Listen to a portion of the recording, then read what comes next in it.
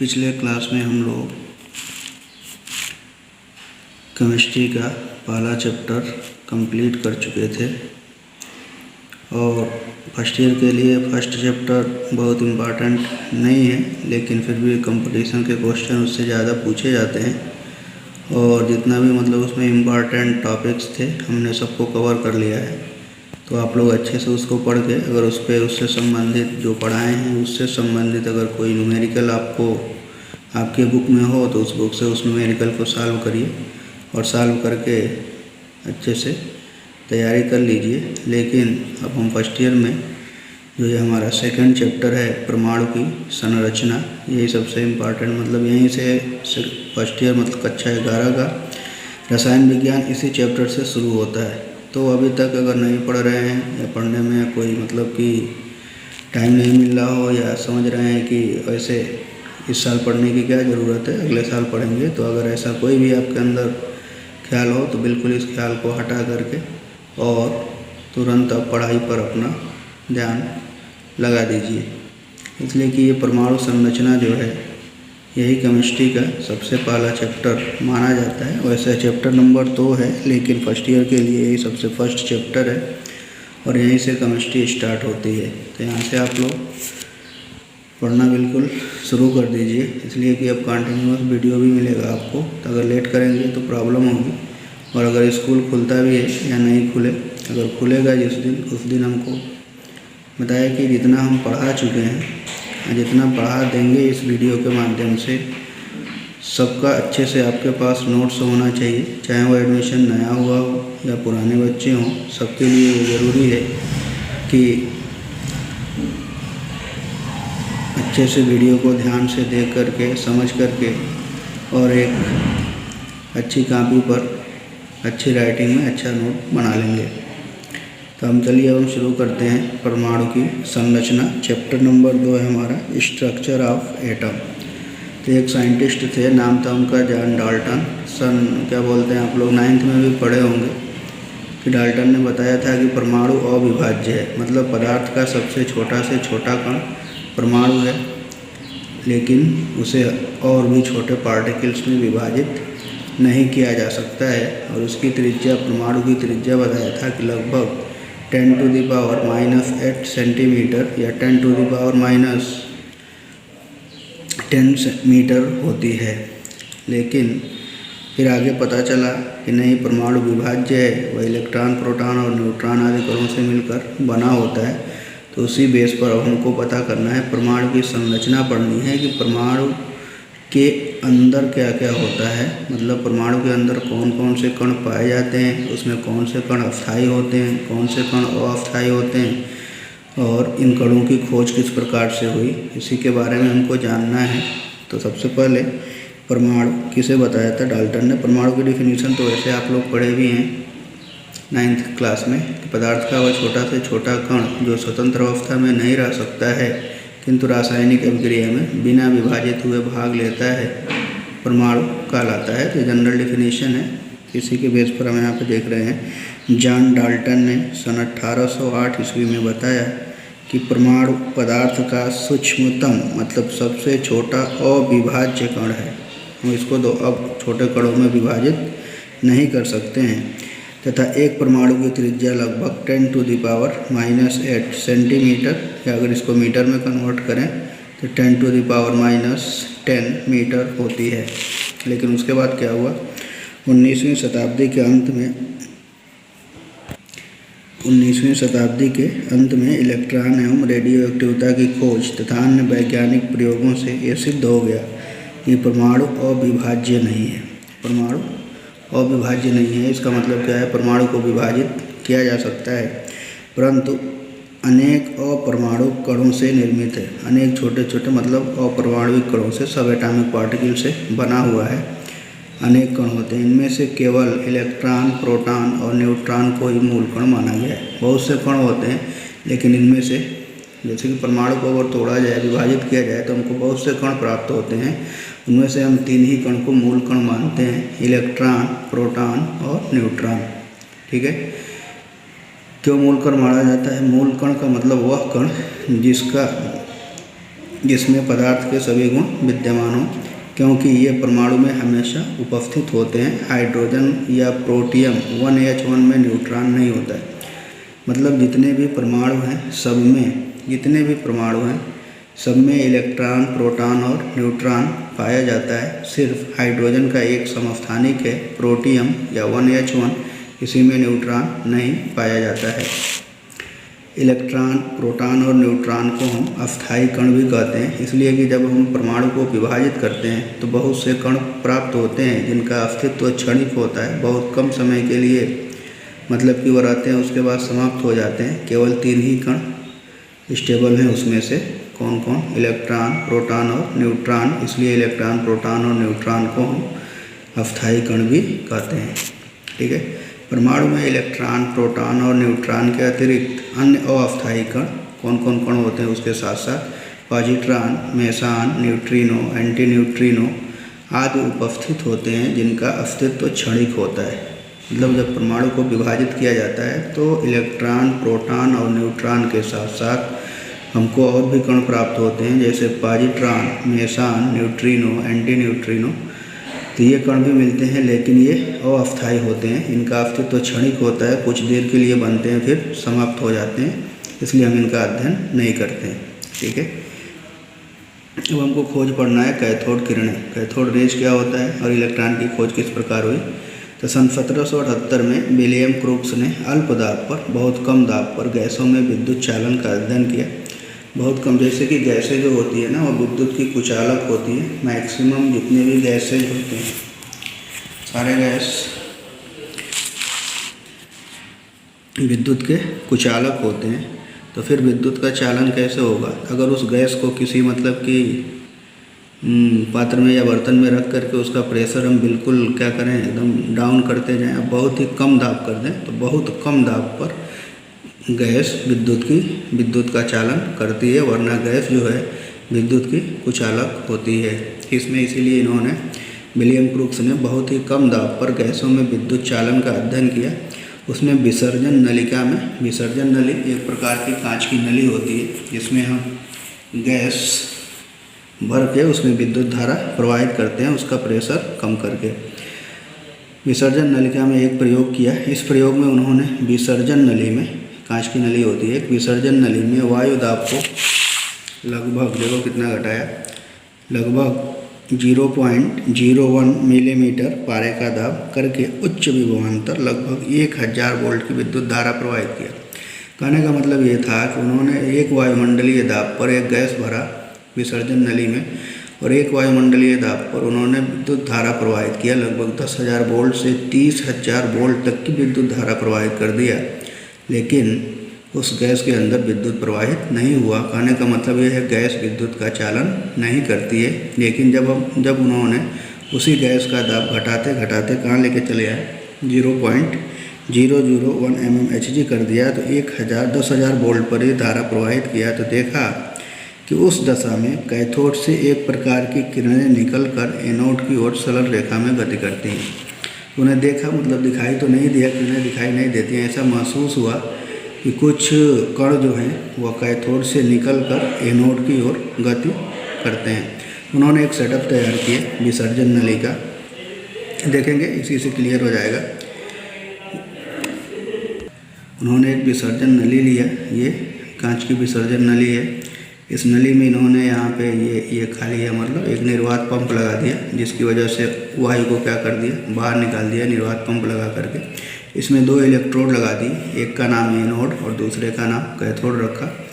Anode ऋणात्मक मतलब कि टर्मिनल से जुड़ा हुआ था बैटरी के, इसलिए इसे कैथोड बोलते हैं, और ये एनोड को धनात्मक टर्मिनल से एनोड को जोड़ दिया, इसलिए धनावेशित हो गया, जिसको एनोड को, मतलब एनोड धनावेशित और कैथोड ऋणावेशित था। ये धारा प्रवाहित कर रहा है 10,000 से 30,000 वोल्ट। तो मतलब जब प्रेशर नॉर्मल था तो उन्होंने यहाँ तक विद्युत धारा प्रवाहित की, कुछ भी हलचल नहीं हुआ अंदर। लेकिन उन्होंने जब प्रेशर को डाउन करके इतना कर दिया तो सिर्फ 10,000 वोल्ट की धारा प्रवाहित किया। उन्होंने महसूस हुआ कि कुछ किरणें एनोड कैथोड से निकल कर किधर जा रही हैं, एनोड की ओर जाती हुई प्रतीत होती हैं, दिखाई नहीं दिया। इन्हें जैसे एनोड से कैथोड से निकलकर एनोड की ओर जाती हुई लग रही थी, मतलब कैथोड से एनोड की ओर जाती हुई उनको महसूस हुआ।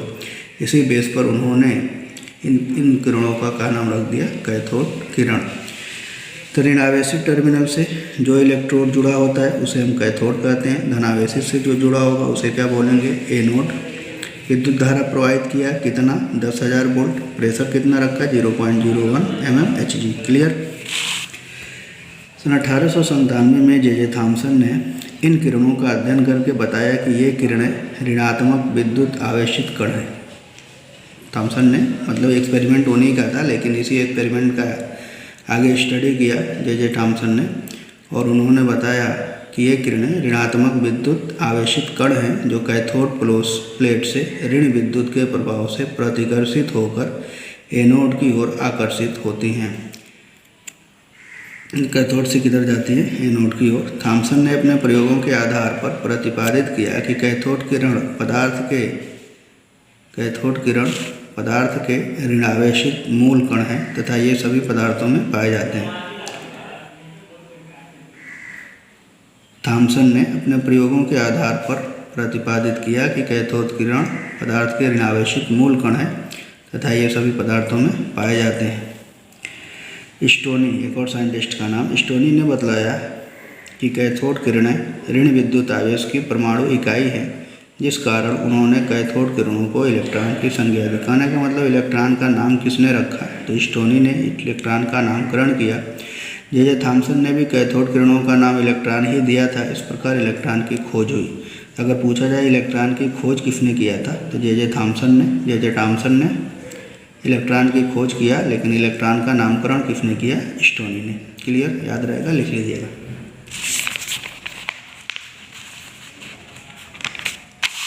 कैथोड किरणों के गुण के बारे में अध्ययन करना है। कैथोड किरणों के गुण पूछा भी जाता है एग्जाम में, तो इसको ध्यान से समझिएगा। कैथोड किरणें कैथोड से आरंभ होकर सीधी रेखा में चलती हैं, कैथोड तल के लंबवत होती हैं। इसके लिए भी उन्होंने एक्सपेरिमेंट किया, पता किया कि कैसे किरणें सीधी रेखा में चलती हैं। तो इसके बारे में ज़्यादा चर्चा करना नहीं चाहते हैं, तो डायरेक्ट आपको याद कर लीजिएगा कैथोड किरणों के गुण। कैथोड किरणें कैथोड से आरंभ होकर सीधी रेखा में चलती हैं तथा कैथोड के तल के लंबवत होती हैं। उन्होंने क्या किया ना, कैथोड किरणों के रास्ते में एक अभ्रक का प्लेट रख दिया जो अपारदर्शी था। तो उन्होंने देखा कि उस अभ्रक के प्लेट की छाया वहाँ पे दिखाई दे रही थी। तो अगर सीधी रेखा में अगर चल रही है कोई भी किरण तो जाके टकराएगी। जब प्रकाश की किरण टकराती है तो वहाँ पे छाया बनता है, लेकिन अगर सीधी रेखा में नहीं चलती तो साइड से निकल जाता, तो फिर छाया दिखाई नहीं देता। इसी बेस पर उन्होंने कहा कि कैथोड किरणें कैथोड से आरंभ होकर सीधी रेखा में चलती हैं तथा कैथोड के तल के लंबवत होती हैं। दूसरा का कि कैथोड किरणें सूक्ष्म द्रव्य कणों से मिलकर बनी होती हैं जो उच्च वेग से गति करते हैं, जिससे सिद्ध होता है कि इनमें द्रव्यमान तथा गतिज ऊर्जा होती है। कैथोड किरणों में द्रव्यमान भी होती है, गतिज ऊर्जा होती है। ये छोटे छोटे कणों से मिलकर बना होता है। इसके लिए उन्होंने क्या किया कि कैथोड किरणों के रास्ते में पिन व्हील, बहुत ही हल्का एक पहिया रखा।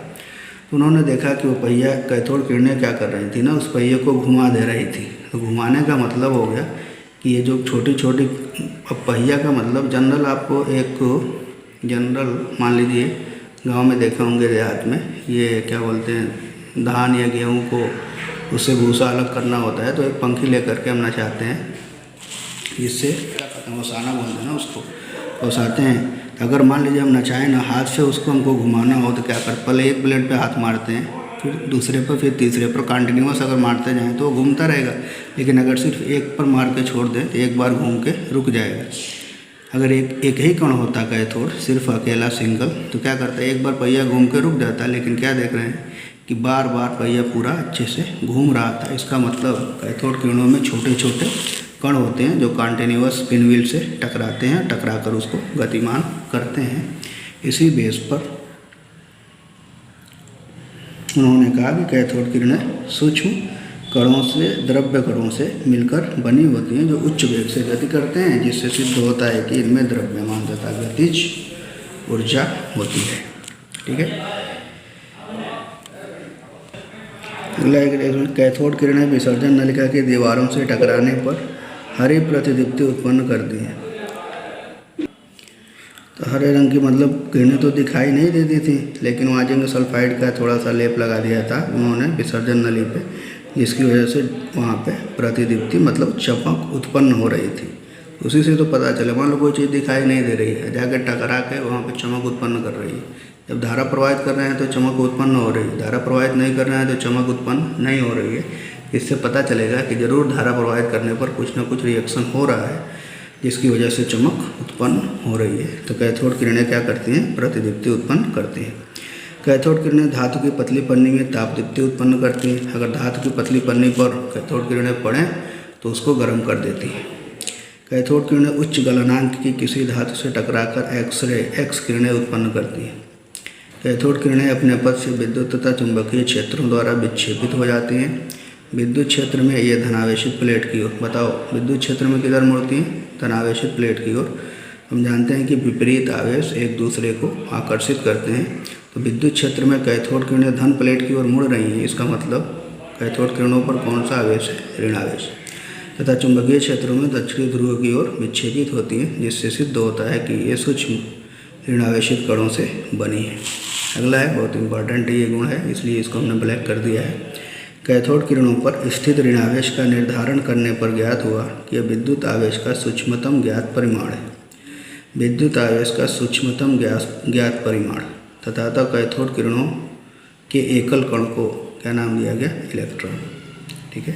कैथोड किरणों पर स्थित ऋणावेश का निर्धारण करने पर यह ज्ञात हुआ कि विद्युत आवेश का सूक्ष्मतम सबसे छोटा इकाई आवेश का परिमाण है। अतः कैथोड किरणों के एकल कण को क्या नाम दिया गया? इलेक्ट्रॉन। ठीक। कैथोड किरणें गैसों को आयनित करती हैं, यह फोटोग्राफिक प्लेट को प्रभावित करती हैं, यह धातु की पतली पन्नी को भेदकर आर पार निकल जाती है। उपर्युक्त अध्ययन से यह निष्कर्ष निकलता है कि इलेक्ट्रॉन सभी परमाणुओं के मूल घटक होते हैं। मतलब इलेक्ट्रॉन सभी परमाणुओं में पाए जाते हैं। अगला है, इलेक्ट्रॉन का आवेश और द्रव्यमान अनुपात। मतलब इलेक्ट्रॉन के आवेश को ई से डिनोट करें, इलेक्ट्रॉन के द्रव्यमान को एम से डिनोट करें, तो इसका आवेश का अनुपात क्या होता है? तो जे थॉमसन ने सन 1897 में पहली बार आवेश द्रव्यमान अनुपात के प्रायोगिक रूप में निर्धारित किया, जो इलेक्ट्रॉनों के यापानियम अनुपात भी कहलाया। थॉमसन द्वारा निर्धारित यापानियम का मान निम्न प्रकार है। मतलब इलेक्ट्रॉन का आवेश बटा इलेक्ट्रॉन का द्रव्यमान।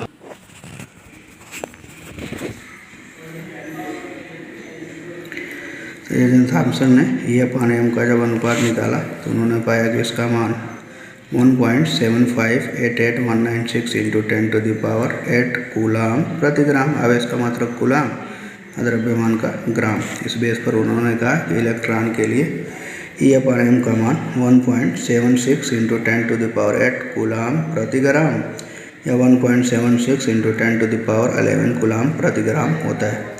तो चाहे विसर्जन नली में आप कोई भी गैस भरें, इलेक्ट्रॉन के लिए E/m का मान फिक्स होता है। इसको याद रखिएगा। यहाँ पर हम कहीं लिखवाए नहीं है, लेकिन एकदम याद रख लीजिएगा कि इलेक्ट्रॉन के लिए E/m का मान हमेशा 1.76 × 10⁻11 कूलाम प्रति किलोग्राम होता है। अतः इलेक्ट्रॉन को निम्न प्रकार से परिभाषित कर सकते हैं। ये डिफिनीशन है इलेक्ट्रॉन की। किसी परमाणु में उपस्थित वह मूल कण जिस पर इकाई ऋणावेश 1.6 × 10⁻19 कूलाम होता है तथा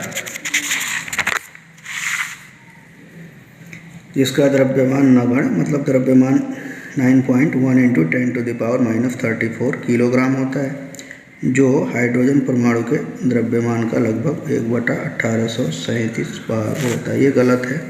जिसका द्रव्यमान लिखिएगा, जिसका मतलब इलेक्ट्रॉन का तो 9.1 10⁻31 होता है, 34 नहीं, 10⁻31 किलोग्राम होता है, जो हाइड्रोजन परमाणु के द्रव्यमान का लगभग 1/1837 भाग होता है। क्वेश्चन डायरेक्ट बनेगा, इलेक्ट्रॉन का द्रव्यमान हाइड्रोजन के कितने गुना होता है? तो 1/1837 गुना होता है। इलेक्ट्रॉन पर कितना द्रव्यमान होता है? तो 9.1 × 10⁻31 किलोग्राम। इलेक्ट्रॉन का आवेश कितना होता है? 1.6 × 10⁻19 कूलाम। ये क्वेश्चन है छोटे छोटे, आप लोग तैयार कर लीजिए। अगला है प्रोटॉन की खोज। धन किरणें बोलते हैं इसको। प्रोटॉन की खोज सन 1886 में गोल्डस्टीन ने सामान्य कैथोड के स्थान पर छिद्रयुक्त कैथोड का उपयोग किया। एक्सपेरिमेंट सेम था, इसमें भी कैथोड लगा। जो हमने सेटअप बनाया था इलेक्ट्रॉन की खोज में, मतलब कैथोड किरणों की खोज में, सेम वही सारे सेटअप इसमें भी होंगे। सिर्फ अंतर ये होगा कि इसमें जो हम कैथोड यूज करेंगे वो छिद्र युक्त कैथोड होगा, मतलब कैथोड में जगह जगह होल होगा। क्लियर। सन 1886 में गोल्डस्टीन ने सामान्य कैथोड के स्थान पर छिद्रयुक्त कैथोड का उपयोग करके विसर्जन नली का प्रयोग दोहराया तथा देखा कि कुछ किरणें छिद्रयुक्त कैथोड के पीछे निकलकर दीप्ति उत्पन्न करती, मतलब होल से किरण निकल के पीछे उन्होंने जिंक सल्फाइड का लेप लगाया था तो वहाँ पे चमक उत्पन्न हो रही थी। उन्होंने इन किरणों को कैनाल किरणें नाम दिया क्योंकि ये किरणें कैथोड के छिद्रों से निकलकर दूसरी ओर जाती हैं। तो छिद्र से निकल के जा रही थी, तो छिद्र जनरल कैनाल का मतलब नहरी होता है, यहाँ पे छिद्र से मतलब है, इसलिए नाम क्या रख दिया उन्होंने, कैनाल किरणें। थॉमसन ने प्रयोगों द्वारा सिद्ध किया कि इन किरणों पर धनावेश होता है। उन्होंने इन किरणों को धन किरणें नाम दिया। थॉमसन ने इनका नाम क्या रखा, धन किरणें, लेकिन गोल्डस्टीन ने क्या बताया था, कैनाल किरणें। वही सेम फिगर होगा, देख लीजिए, सिर्फ कैथोड हमारा क्या होगा, ये होल होगा छिद्रयुक्त। तो वैसे ही बनाना पिछले वाले की तरह से स्ट्रक्चर, ये हम जनरल वैसे ही बना दिए, आप लोग अच्छे से बना लीजिएगा इसको। और बना के यहाँ पे छिद्रयुक्त कैथोड लगाएंगे और यही हमारा जो किरण होगा यही क्या क्या लाएंगे, धन किरणें। क्लियर। और ये जो होगा इधर जा रहा है ना एनोड की ओर, तो कैथोड होगा। फिगर ये वाला ड्रा कर लीजिएगा। अब है अगली हेडिंग, धन किरणों के गुण तथा प्रोटॉन की खोज। एकदम सेम प्रॉपर्टी वही है, सेम जो कैथोड का था वो भी इसका भी है। धन किरणों के गुण तथा प्रोटॉन की खोज। धन किरणों के महत्वपूर्ण गुण निम्नलिखित हैं। पहला, धन किरणें सीधी रेखाओं में चलती हैं। धन किरणें सूक्ष्म कणों से बनी हैं। ये किरणें विद्युत क्षेत्र में ऋण आवेशित प्लेट की ओर, बताओ देखो, ऋण आवेशित प्लेट की ओर तथा चुंबकीय क्षेत्र में उत्तरी ध्रुव की ओर मुड़ जाती हैं। इसी आधार पर थॉमसन ने इनका नाम धन किरणें रखा था। ऋण आवेशित प्लेट की ओर मुड़ रही है, इसका मतलब इन पर आवेश क्या होगा, धन आवेश। ये किरणें प्रदीप्ति उत्पन्न करती हैं। ये किरणें गैसों को आयनित करती हैं। इनकी वेदन क्षमता कैथोड किरणों की अपेक्षा कम होती है। ये फोटोग्राफिक प्लेट को प्रभावित करती हैं। देखिए इंपॉर्टेंट लाइन है, धन किरणों के अवयवी कणों के आवेश व द्रव्यमान भिन्न भिन्न होते हैं। धन किरणों के अवयवी कणों के आवेश और द्रव्यमान भिन्न भिन्न होते हैं। देखो जब दोनों भिन्न भिन्न हो जाएगा तो अगर हम धन किरणों के लिए E/m का मान निकालें तो हमको क्या मिलेगा, भिन्न भिन्न मान मिलेंगे तथा विसर्जन नलिका में ली गई गैस की प्रकृति पर निर्भर करते हैं। मतलब इलेक्ट्रॉन के लिए E/m का मान फिक्स होता है, लेकिन प्रोटॉन के लिए E/m का मान दिए गए, मतलब कि विसर्जन नली में लिए गए गैस की प्रकृति पर निर्भर करता है। ये लाइन आप लोग याद रखिएगा। विसर्जन नली में हमने अलग अलग गैस लेना है। हमने सबसे हल्का मतलब कि हल्का गैस हमने उपयोग किया अगर हाइड्रोजन का, लिखा है कि विसर्जन नली में हाइड्रोजन गैस लेने पर सबसे हल्का धनावेशित कण प्राप्त हुआ तथा इसका द्रव्यमान हाइड्रोजन परमाणु के द्रव्यमान के लगभग बराबर था। विसर्जन नली में हाइड्रोजन गैस लेने पर सबसे हल्का धनावेशित कण प्राप्त हुआ। हमने हाइड्रोजन इसमें लिया विसर्जन नली में, तो इसमें से इलेक्ट्रॉन निकल गए तो हमको क्या बचा, H+। ठीक है, तो हाइड्रोजन गैस लेने पर लिखा है ना कि किरणें गैसों को आयनित करती हैं, तो हाइड्रोजन निकलने के बाद हमको क्या मिला, H+। मतलब इलेक्ट्रॉन निकलेंगे तो ऋण आवेशित कण होंगे, तो ऋण आवेशित मतलब इलेक्ट्रॉन निकल गया तो क्या बचेगा, तो हाइड्रोजन के धनावेश को हम प्रोटॉन कहते हैं। याद रखिएगा, हाइड्रोजन के धनावेशित आयन को प्रोटॉन कहते हैं। हाइड्रोजन के धनावेशित आयन को प्रोटॉन कहते हैं, याद रख लीजिएगा इसको। तो इसलिए विसर्जन नली में हाइड्रोजन गैस लेने पर सबसे हल्का धनावेशित कण प्राप्त हुआ तथा इसका द्रव्यमान हाइड्रोजन परमाणु के द्रव्यमान के लगभग बराबर था, अर्थात इसका द्रव्यमान 1.6726 × 10⁻⁻24 ग्राम पाया गया तथा इस पर आवेश इलेक्ट्रॉन के आवेश के समान किंतु विपरीत, मतलब इलेक्ट्रॉन पर ऋण आवेश था तो इस पर धनावेश होगा, प्लस 1.602 × 10⁻19 कूलाम या प्लस 4.808 × 10⁻10 ESU इलेक्ट्रोस्टैटिक यूनिट था। ये भी एक आवेश का मात्रक है, CGS मात्रक, इलेक्ट्रोस्टैटिक यूनिट। इलेक्ट्रॉन पर कितना आवेश होगा, -4.808 × 10⁻10 ESU, प्रोटॉन पर प्लस 4.808 × 10⁻10 ESU था।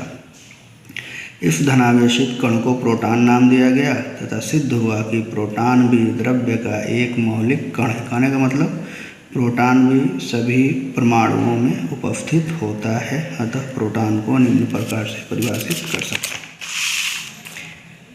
अब प्रोटॉन की डेफिनेशन, किसी परमाणु में उपस्थित वह मूल कण जिस पर इकाई धनावेश तथा इकाई द्रव्यमान होता है, जो हाइड्रोजन परमाणु के द्रव्यमान के बराबर होता है, प्रोटॉन कहलाता है।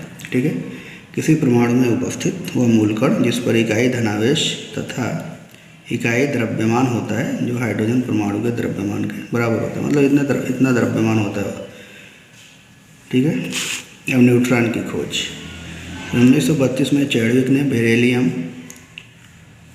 बोरान आदि हल्के तत्वों पर अल्फा कणों की बमबारी की और उत्सर्जित किरणों का अध्ययन करके एक नए कण की खोज की जो विद्युत उदासीन था तथा इसका द्रव्यमान प्रोटॉन के द्रव्यमान के लगभग बराबर था। हल्के कणों पर अल्फा कणों की बमबारी करने से एक कण प्राप्त हुआ जिसकी प्रकृति उदासीन थी। द्रव्यमान किसके बराबर था? प्रोटॉन के बराबर था। उदासीन प्रकृति के कारण, उदासीन का मतलब होता है इंग्लिश में न्यूट्रल, इसलिए इसका नाम क्या रखा गया? न्यूट्रॉन कहा गया। क्लियर? तो लिख लीजिएगा, सन 1932 में चैडविक ने बेरिलियम, बोरान आदि हल्के तत्वों पर अल्फा कणों की बमबारी की और उत्सर्जित किरणों का अध्ययन करके एक नए कण की खोज की जो विद्युत उदासीन था तथा इसका द्रव्यमान प्रोटॉन के द्रव्यमान के लगभग बराबर था। उदासीन प्रकृति के कारण इसे न्यूट्रॉन कहा गया। ये बेरिलियम 4Be, बेरिलियम का परमाणु क्रमांक 4, परमाणु भार 9 होता है, +2He4। हीलियम के नाभिक को अल्फा कण कहते हैं। हीलियम के नाभिक को अल्फा कण कहते हैं। हीलियम का नाभिक ही क्या कहलाता है? अल्फा कण। कहने का मतलब हीलियम से अगर 2 इलेक्ट्रॉन बाहर निकल जाएँ तो He पर 2+ अगर हम लिख दें, He पर +2, यही हमारा क्या कहलाता है? अल्फा कण। ठीक है, हीलियम के नाभिक को हम क्या कहते हैं? अल्फा कण कहते हैं। तो ये 2He4 रिएक्शन होगा। तो ये देखिए नाभिकीय अभिक्रिया है। तो नाभिकीय अभिक्रिया में हमेशा क्या होता है ना, हमारा एटम ही कन्वर्ट हो जाता है। बेरिलियम किस में कन्वर्ट हो गया? कार्बन में। यहाँ 5 है बोरान, तो किस में कन्वर्ट हो जाएगा? नाइट्रोजन में। ठीक है, ये रिएक्शन आप लोग याद कर लीजिएगा। 4Be9 + 2He4 6C12 + 0N1, ये है न्यूट्रॉन, ये भी है न्यूट्रॉन। ठीक है, इसी तो बोरान ये क्वेश्चन पूछता है आपके एग्जाम में, दे देगा रिएक्शन प्लस, यहाँ खाली जगह छोड़ेगा, यहाँ भी N1 देगा, बाकी आपको भरना होता है। तो इस रिएक्शन को आप लोग याद करके तैयार रखिएगा। न्यूट्रॉन किसी परमाणु 1H1 को छोड़कर, देखिए न्यूट्रॉन सिर्फ यही अभी शुरू में ही बताए थे कि हाइड्रोजन को छोड़कर का वह मौलिक कण है जिस पर कोई आवेश नहीं होता है तथा इसका द्रव्यमान हाइड्रोजन परमाणु के द्रव्यमान के लगभग बराबर होता है। इसी बेस पर हम कह सकते हैं कि न्यूट्रॉन भी एक मौलिक कण है पदार्थ का, लेकिन सिर्फ 1H1 मतलब प्रोटियम हाइड्रोजन में नहीं पाया जाता है। क्लियर? अगली हेडिंग होगी परमाणु के 3 मूल कणों के प्रमुख गुण। इसको हम बुक से दिखा रहे हैं आपको, लिख लीजिएगा अच्छे से नोट करके। ये चार्ट आपको बनाना है। परमाणु के 3 मूल कणों के प्रमुख गुण। एक कॉलम बनाएंगे आप, उसमें आपका होगा हेडिंग मूल कण। ठीक है, इलेक्ट्रॉन, प्रोटॉन और न्यूट्रॉन। दूसरे में सिंबल होगा प्रतीक E या -1 E0 से दिखाते हैं इलेक्ट्रॉन को। प्रोटॉन को किससे दिखाएंगे? P या 1H1 से। न्यूट्रॉन को n या 0N1 से। खोजकर्ता याद होना चाहिए आपको कि इलेक्ट्रॉन की खोज जे थॉम्सन ने किया था सन 1897 में। प्रोटॉन की खोज अर्नेस्ट रदरफोर्ड ने किया था 1919 में। और न्यूट्रॉन की खोज जेम्स चैडविक ने किया था 1932 में। उसके बाद अगला द्रव्यमान होगा। तो द्रव्यमान का 2 यूनिट हम यूज करेंगे, एक AMU यूज होगा और एक ग्राम। तो AMU में इलेक्ट्रॉन का द्रव्यमान 0.00058 AMU होता है, जबकि अगर ग्राम में बात करें तो 9.1084 × 10⁻⁻28 ग्राम। AMU में प्रोटॉन का द्रव्यमान 1.00757 और ग्राम में 1.6726 × 10⁻⁻24। इसी तरह न्यूट्रॉन में आ जाए तो न्यूट्रॉन का AMU में द्रव्यमान 1.00893 AMU होता है। अगर ग्राम में बात करें तो 1.6750 × 10⁻⁻24 ग्राम। ठीक है, तो किलोग्राम में भी आप चाहें तो कन्वर्ट कर सकते हैं। अगर इलेक्ट्रॉन पे आवेश की बात करें तो इलेक्ट्रॉन पर आवेश होता है 1.602 इंटू 10⁻⁻19 कूलम, या अगर ESU में बात करें तो -4.808 इंटू 10⁻⁻10 ESU।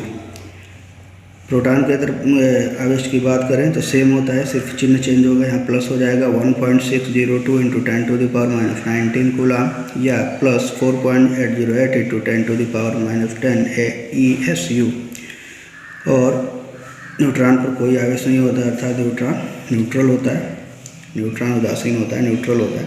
अगर त्रिज्या की बात करें, इलेक्ट्रॉन की त्रिज्या 2.8 इंटू 10⁻⁻13 सेंटीमीटर, 10⁻⁻13 सेंटीमीटर प्रोटॉन की त्रिज्या, और न्यूट्रॉन की त्रिज्या भी 10⁻⁻13 सेंटीमीटर। तो ये आप पूरा अच्छे से बना लीजिएगा। ये आपका ये क्या बोलते हैं टेबल है, अच्छे से बनाइएगा इसको, यही चार्ट बनाना है आपको और इसको याद कर लीजिएगा, ठीक है।